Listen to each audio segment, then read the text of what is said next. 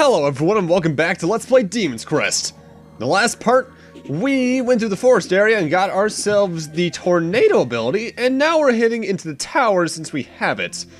But first I did take a quick stop back at the potion shop to get myself, I believe, both an elixir and a ginseng because I had enough money. I don't need to do this, but I recommend doing this at least once or twice between every stage. Let's say every other stage, more accurately. Either way, since we're in the tower, let's first off show the tornado. It's the magic tornado from from Gargoyle's Quest 2. However, this time around, it's not too useful. It was our lifeblood for a good amount of Gargoyle's Quest 2, but here, we basically only ever use it in this stage, due to reasons we'll be seeing later on. The tower, though, or at least this section of it, will put a good amount of your platforming to test, because you're surrounded by these weird bone dragons that are actually really annoying. And there are spikes everywhere. Get used to flying a lot more from this point on, I'd say. At least in this stage. This stage is probably the one you need to be airborne the most in if I had to take a guess based off my memory. But immediately, that looks kind of suspicious, doesn't it? There's a reason for that. We need to destroy all the blocks with Magic Buster, and then we'll see something beyond it. It's also in this stage we start to notice this game's slowdown issue. It's quite bad at points, and there's another vial. It's tolerable, but it is honestly a bit annoying when you're playing along. It's not the Super Nintendo game that has the worst of it. Honestly, I think in terms of technical issues, the worst I've played that's still, fun to play is probably Street Fighter Alpha 2. Because load times like that on a cartridge, what the hell? Plus, this game is actually graphically very impressive for Super Nintendo, so I can understand there being some slowdown going on with some of the stuff they got going on. Either way, if it's not obvious by the fact that I'm moving slower when I move left, in this room there's wind, and we want to use that to our advantage just so we can move on. Also, I hate these bone dragons. They are surprisingly hard for me to dodge. Either way, if you want to go to the normal boss of the stage, head right, but we want to head into this blue vortex. Which brings us to the hidden tower. And what's first? Oh, hey, Hippogriff. It's not a Capcom game unless they reuse some amount of boss fights, am I right? Hippogriff has not changed. In fact, he's easier because you have more health and more abilities to hit him with. Gargoyle's the ground Gargoyle's standing attack, if you can use it, it's pretty useful against him. But overall, it's probably still best just for you to use like Magic Buster and spam it in his face. And now welcome to the hidden tower proper. This place is pretty annoying. Like the previous tower, it's more of a vertical climb than a horizontal. And it's really the only place in the game you can abuse Magic Tornado for what it is. Because the way you're supposed to go about this is using the platform circling around the central pillar. Because on both walls, I believe, is that purple gunk on the left, which you cannot wall cling to. But if you have Magic Tornado, you can just say, haha, screw you, I can do this. And you know what? It works. Also, I love the song here. Mind you, this game's soundtrack, as I mentioned, it's just damn strong. Speaking of strong soundtracks, I'm finally playing Persona 5, and it's fantastic. I'm currently in early November, I believe. And this room's a bit like one in Demon's Crest. I keep saying Demon's Crest 2. Gargoyle's Quest 2. There's wind pushing us up this time, and there's things both at the very top and the very bottom. So let's head to the very bottom first, because I think that item's more useful as it is.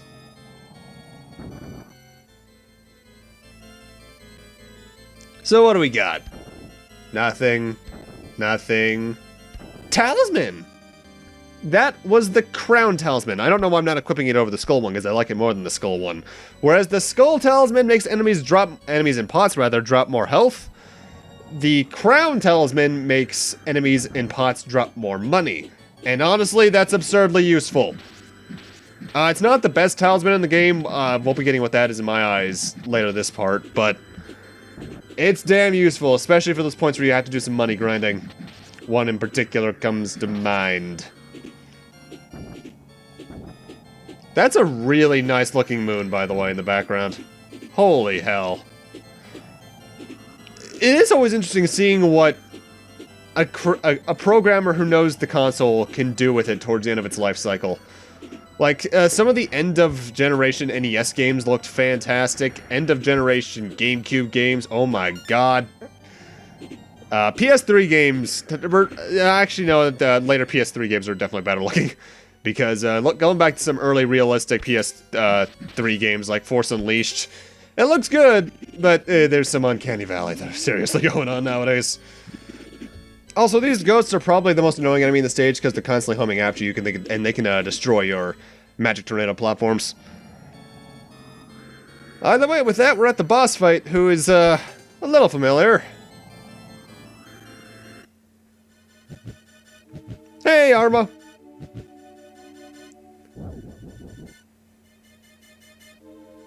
Nice to see you again, Firebrand. There shall be no mercy for you this time. Arma is pretty much the same fight that he was before. The only difference is now that he's green, he has one new attack that he won't be doing until he's lower on HP anyway. Otherwise, the fight's the exact same. However, I take a while this time for some reason. I think this is what I brought up. I think I brought it up earlier, but for some fights, it actually seems to be faster if you pace out your fire more so than spamming it. Because I actually, minor spoiler, I died during this fight. And this fight takes me about, I want to say 3 or 4 minutes right now. The refight took me like a minute and a half. I cannot tell what any other difference could be. That's what happened.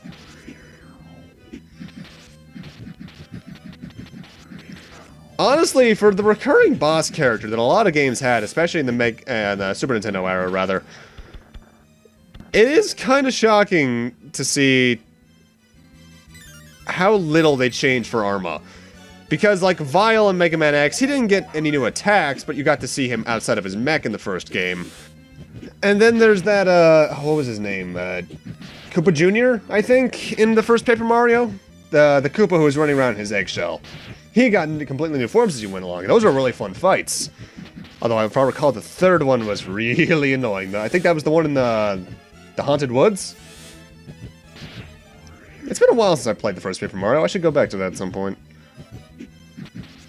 Either way, Arma, not that annoying, but he can be a healthy guy. And that's all I really have to say to it. I believe around now is when he starts doing his new attack, which is when he goes to the ground and shoots a tornado at you, which can suck you up it, and he'll try to charge into you. That looks like it possibly being annoying to dodge, but honestly, it's not that bad. Either just move left or right on the tornado to fall down faster than you want to, or use the tornado to your advantage and get up it quicker.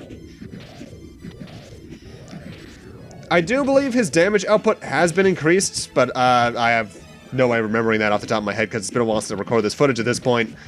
But overall, Arma, not a very different fight, but still fun. I just wish he got an exclusive boss theme. But yeah, look, this is what I mean. That was the first tornado he threw. And all of a sudden, he's going to be dead a lot quicker, and it only happened when I was pacing my fire out. I have no way of proving this, but if anyone could tell me what's maybe going on here, I'd appreciate it.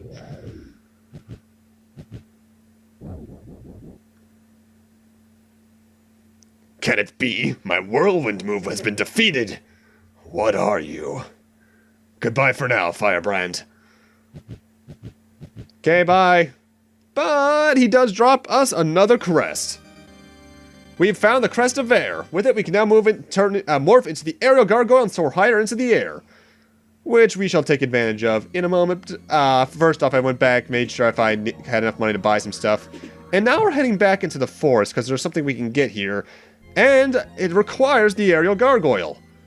The aerial gargoyle is interesting. It's blue for one thing, and its attack can break any of these vines that I'm seeing, like this one right in front of me, as long as it hits it. And as you saw, it can ascend into mid-air. You do that by pressing the A button, which is the charge button for the ground gargoyle, and the headbutt for normal Firebrand. And the interesting thing about it is you only go up in spurts. Like, you can control how much of a spurt you go up, but you'll go up, like, I'd say 2 Firebrand heights, stop again, then you have to press the button again, which is odd, but it's there. In fact, you can see me doing it right now. And the other interesting thing about it is that it cannot wall cling, so you're getting to use this to your advantage best you can. It's honestly pretty useful, though. And there's another life extension. And with it, though, the Magic Tornado move is now entirely useless because we have something that's better than it in every way. With that, though, now we're actually going to head back to the towers because we took care of Arma, but we didn't take care of the main boss here. If you want to get the best ending, you need to fight every boss in the game. But if you're going for the incomplete ending, which I sadly will not be showing off, you need to just fight every boss that's at the end of a stage, like the guy who I fought in the Boneyard, who I'm going after here, so on and so forth. And you do fight a good amount of bosses that way. You don't even fight any repeats off the top of my head, but... actually, no, you fight one repeat. Oh, wait, no, actually, no, you don't. Sorry, I just remembered something that I completely forgot about for a second there. Either way, with the aerial gargoyle, as you can see, the tower is neutered. Not much threat there, and this next screen especially is also very easy. And it's recommended that even after you leave the screen, you stay in aerial gargoyle, because if I recall, the boss is weak against you.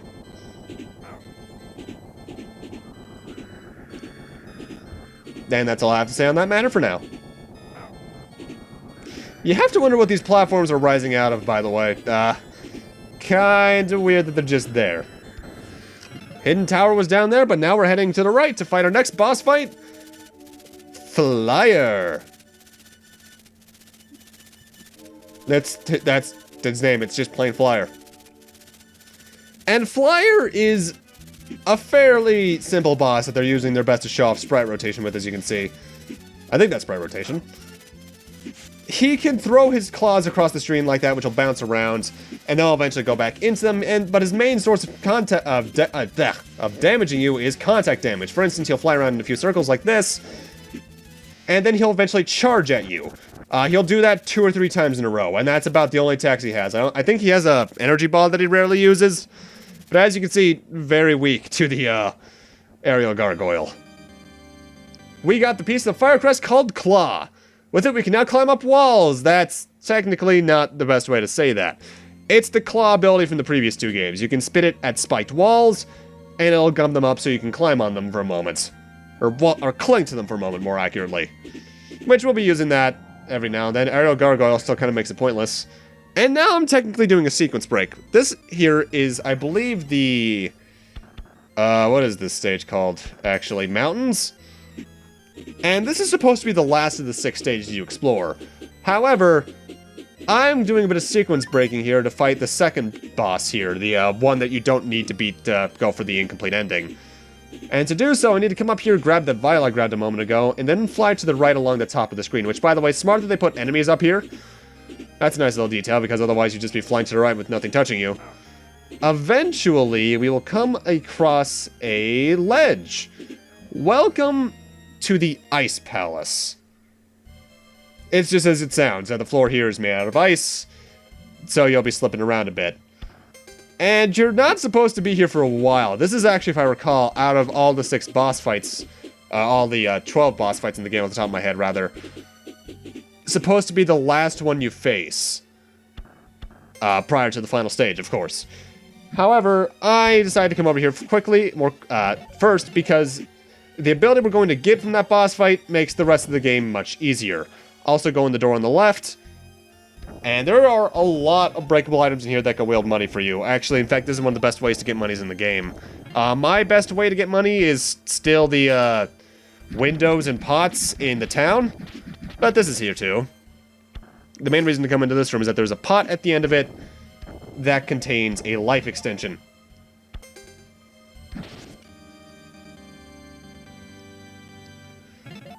And with that, we're now good to continue on. I just felt like trying to get a bit more money.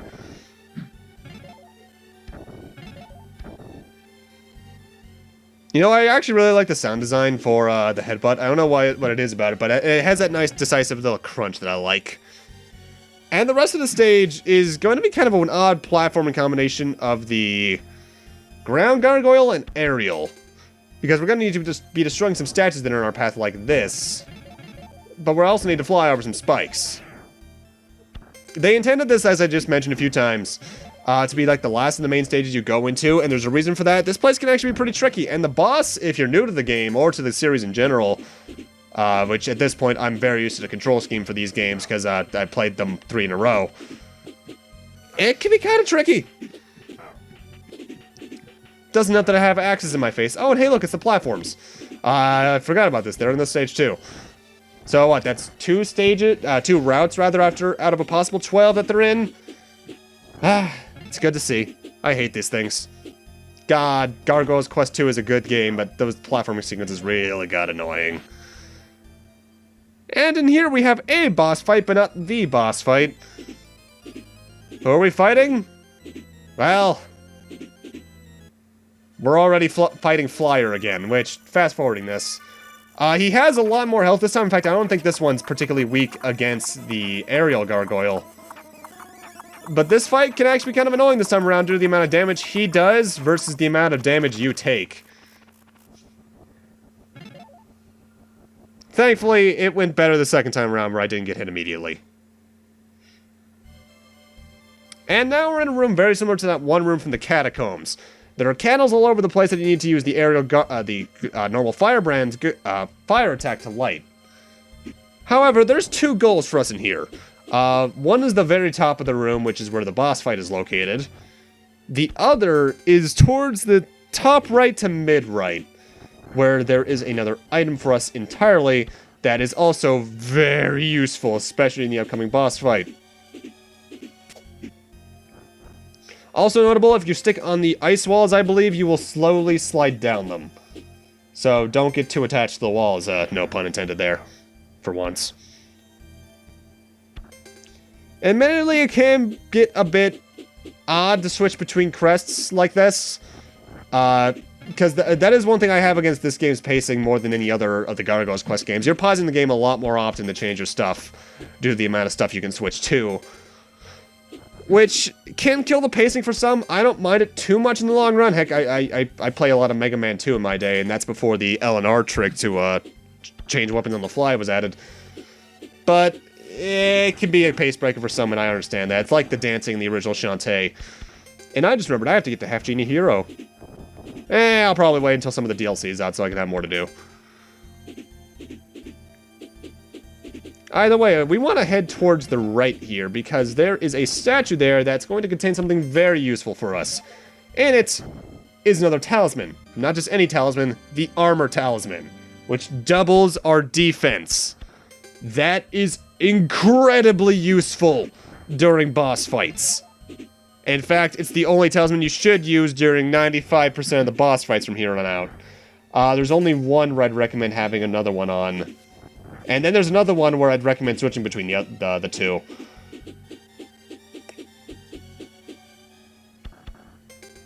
From here on, though, the rest of the stage is pretty straightforward. These bats can be deceptively annoying, but it's like they're bat enemies in a game. They're almost always annoying. I believe at the end of this hallway is indeed a door, though. And in it's time for our next boss fight. And, it's gonna look a little familiar. It's Arma again.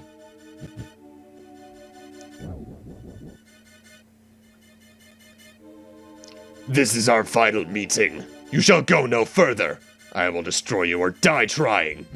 Arma, once again, basically the exact same trick as before, only this time, once again, he has a new attack that he won't be using until he's lower on HP, which is a giant energy ball. He does like to start off using the exact abilities from the previous fight, though, be it the tornado or otherwise. And this fight is honestly one of my favorite boss fights in the game, because his health isn't as ridiculously high, for one. And he's just really good pattern recognition. Don't let any of his attacks touch you, even with the armor talisman on, because they'll do a shitload of damage. Because let's see, that did 2, that means he does like 4 without the armor talisman. Which, ow. But this is honestly a pretty fun boss fight, and the reward is really worth it. You're not supposed to come here until right before endgame, but I'm doing this now because I want that reward now so I can abuse it for the rest of the game. Speedrunners come out here right about now too, just so they can get the ability from this to make the rest of the game faster. That's the energy ball attack. It's big, it's slow, but it hurts. I think that will do 2 or 3 damage to me right now, which means upwards of 4 to 6 damage normally.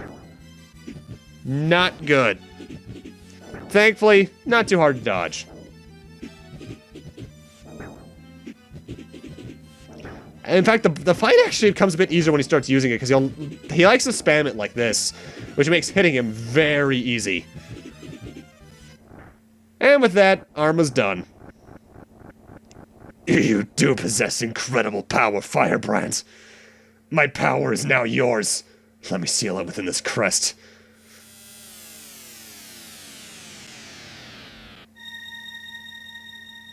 What the hell?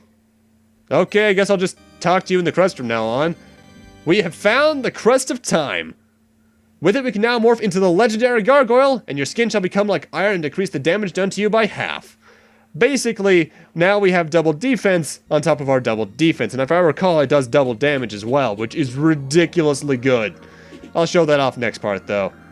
But with that, I'm going to need to end this off here. Thank you guys for watching, and in part 4, we'll be heading on to more stages now that we have the legendary Gargoyle to kill the boss fights even more quickly. See you guys then.